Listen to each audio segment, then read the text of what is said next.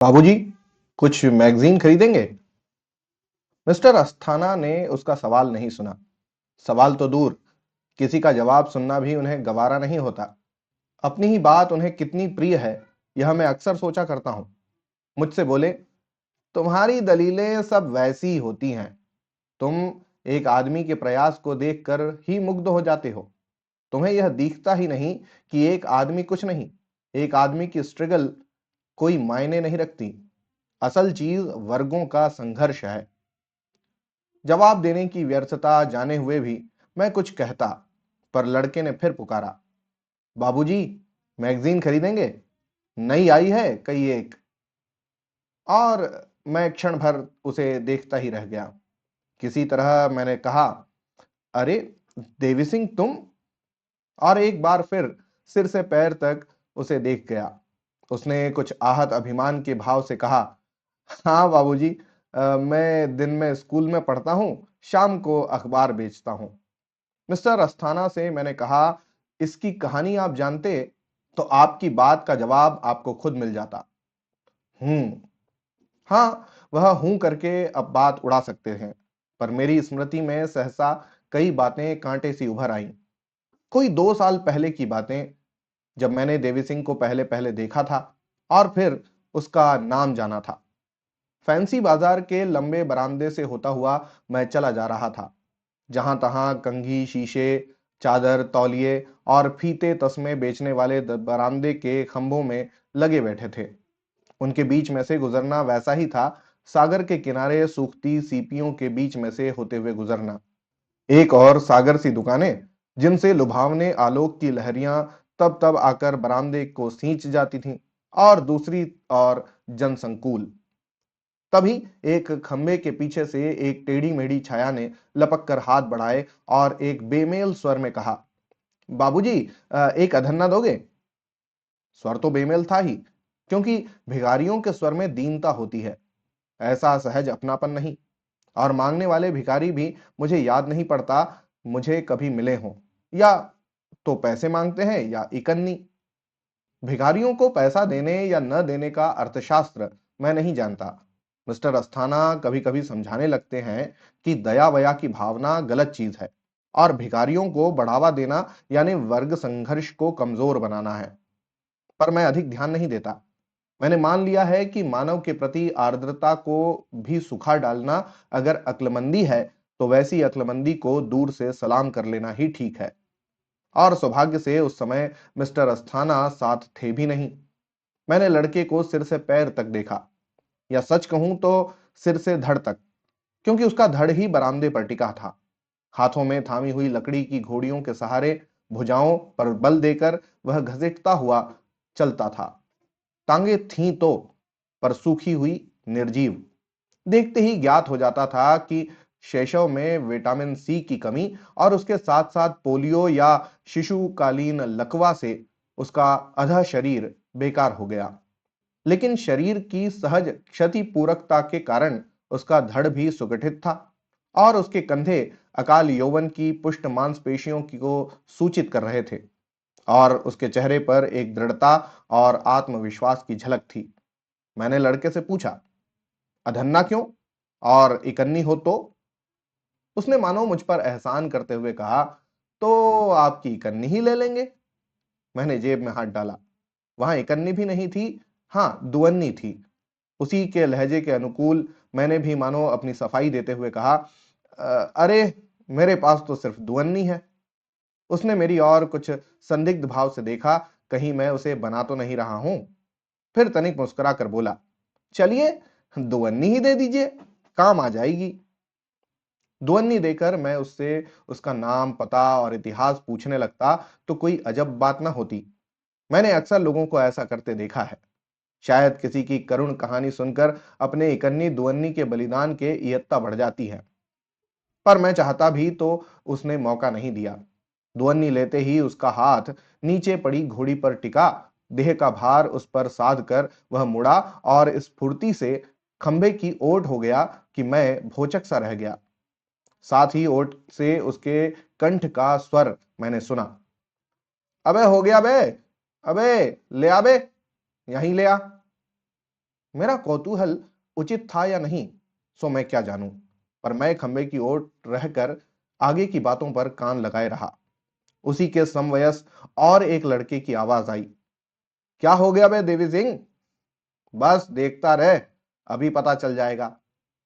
और एक तीसरा स्वर निकट आता हुआ, अबे साले तो बता तो दे, देख बे, गाली वाली मत दे, नहीं तो अभी ठीक कर दूंगा। हाँ। और फिर दूर किसी की ओर उन्मुख होकर देवी सिंह ने आवाज दी, ले आ बे, जल्दी ले आ, इनको भी दिखा दीजो, ठीक है। क्षण भर बातचीत स्थगित रही। फिर एक चौथा कुछ रूखा पछाही स्वर बोला, अभी देखो। देवी सिंह ने बड़े उत्कंठ स्वर से कहा, अच्छा वाला दिखाना, पूरा, बीच में कुछ छोड़ छाड़ मत जाना। हाँ। और फिर उसने एक चित्कार किया, जैसा सामने मधुर भोजन आने पर कभी लोग करते हैं। रूखा स्वर कुछ और रुखाई से बोला, 4 तो पैसे दोगे। देवी सिंह ने डपट कर कहा, अबे 4 क्यों, अब तू 8 ले लेना, पर देखेंगे हम पूरा। फिर कुछ रुक कर बोला, देख बे, तू भी कंगाल है और हम भी कंगाल हैं, तू जो तुझ पे आता है दिखा दे, और जो हमसे बनेगा दे देंगे, समझा। और इससे ज्यादा बादशाह भी क्या दे दे में, क्यों बे, ठीक कहा कि नहीं। मैंने तनिक झांक कर देखा। रूखे स्वर के मालिक ने कंधों पर से बहंगी उतार कर 2 पिटारियां जमीन पर टिका दी थीं। उसकी रूखी लटें उसके थके और धूल भरे चेहरे से चिपट रही थीं। एकाग्र होकर वह पिटारियां खोलकर एक मैली गुदड़ी की ओट में तरह तरह की चीजें इधर उधर जमा रहा था। उस दिन मैंने इतना ही देखा था। यूं यह भी काफी असाधारण और स्मरणीय था। क्रमशः उसके बारे में और भी कुछ ज्ञात हुआ, लेकिन ज्ञान उसे कहना चाहिए जिससे नई दृष्टि मिले, नहीं तो जानकारियों का कोई अंत थोड़ी ही है। देवी सिंह के माता पिता नहीं थे, कम से कम उसके संपर्क में नहीं थे। किसी चाचा ने उसे पाला था और फिर शहर के मरुस्थल में डाल दिया था कि जा जा सके तो कोई हरियाली ठाव ढूंढ ले। किंतु देवी सिंह को जीवन में रुचि थी, अपार रुचि थी। वह हारा हुआ भिखारी नहीं बन सका था। मुझे बरामदे में वह अक्सर दिख जाता, लेकिन हर बार पैसे नहीं मांगता, मुस्कुरा कर रह जाता। धीरे धीरे समझ में आया कि वह किसी एक व्यक्ति से सप्ताह में एक बार से अधिक नहीं मांगता, और समय मुस्कुराकर मानो कह देता है कि हाँ, मैं जानता हूं, आप मेहरबान हैं, जब कोई जरूरत होगी आपसे मांग लूंगा। कुछ महीनों बाद वह एकाएक लापता हो गया। उस बरामदे से गुजरते हुए जब तब उसकी अनुपस्थिति खटक जाती, पर जल्दी ही मैं उसका भी आदी हो गया। फिर कोई 1.5 वर्ष बाद ही उस दिन मिस्टर अस्थाना के साथ जाते हुए अचानक उसे मैगजीन बेचते हुए देखा। जब अचंबा कुछ संभला तो मैंने उसे फिर से सिर से पांव तक देखा। अब की बार धड़ तक नहीं, क्योंकि अब वह खड़ा था। उसकी दोनों टांगें लोहे और लकड़ी के एक चौखट से कसकर सीधी हो गई थीं। अभी उनमें इतना जोर नहीं था कि वह केवल उन्हीं के सहारे खड़ा हो सके, पर वह चल तो सकता था। और अब उसके चेहरे पर आत्मविश्वास और भी स्पष्ट था। पूछने पर मालूम हुआ कि उसने पैसे जुटाकर अपने इलाज का प्रबंध किया था। पोलियो रोग के एक विदेशी विशेषज्ञ के पास 6 महीने बिताए थे, और जब अपने भविष्य के बारे में आश्वस्त था। अब जो हो वह भीख नहीं मांगेगा, और मैगजीनों के बिक्री के सहारे ही पढ़ भी लेगा। एक दिन मैंने पूछा, देवी सिंह, मदारी का तमाशा अब नहीं देखते। उसने हंसकर जवाब दिया, बाबूजी, सब तो तमाशा ही तमाशा है। इस अकाल परिपक्वता से कुछ सहम कर मैंने पूछा, क्या मतलब। वह बोला, पहले मैं जमीन पर रेंगता था, कुछ भी देखने के लिए मुझे गर्दन उठानी पड़ती थी। तब हमेशा ऐसे तमाशे की तलाश रहती थी जो बिना गर्दन थकाए देख सकूं। अब तो खड़ा खड़ा सब देखता हूं, सभी तमाशा है। फिर कुछ रुक कर जरा शरारती भरी हंसी से बोला, देखिए ना, कैसे कैसे बाबू साहब आते हैं और क्या क्या मैगजीन खरीदते हैं। उस दिन मैंने सोचा था, इस समय कहीं मिस्टर अस्थाना साथ होते, पर अच्छा ही हुआ नहीं थे। नहीं तो सारी बात सुनकर उन्हें केवल वर्ग युद्ध का और प्रमाण ही दिखता, क्योंकि नहीं तो विटामिन सी की कमी ही क्यों हो और पोलियो ही क्यों हो। ऐसे भी लोग हैं जो मानते हैं कि अभाव में ही अपने को उपयोगी बनाना, पंगु होकर भी समाज में अपने अस्तित्व को सार्थक बनाना केवल पलायन है।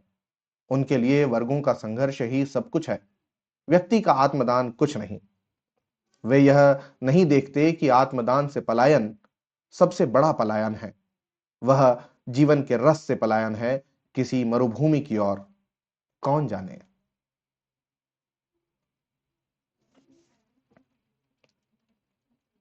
अज्ञेय आधुनिक काल के सबसे रोचक कथाकारों में से एक माने जाते हैं। अज्ञेय न केवल कहानीकार हैं बल्कि कवि हैं, आधुनिक नई कविता के पुरोधा हैं, प्रयोगवादी कविता इन्होंने ही इंट्रोड्यूस की है। बड़ा नाम है अज्ञेय का। कभी-कभी सोचता हूँ कि इनका साप्ताहिक एक स्तंभ शुरू करूँ जिसमें हर सप्ताह एक कम से कम कहानी अज्ञेय की आप तक पहुँचे। यदि आपको ऐसा लगता है तो ज़रूर मुझे मैसेज करके या आप जो कमेंट करते हैं उसके ज़रिए बताइएगा। होती है अगली कहानी में फिर मुलाकात, तब तक के लिए धन्यवाद और जय हिंद।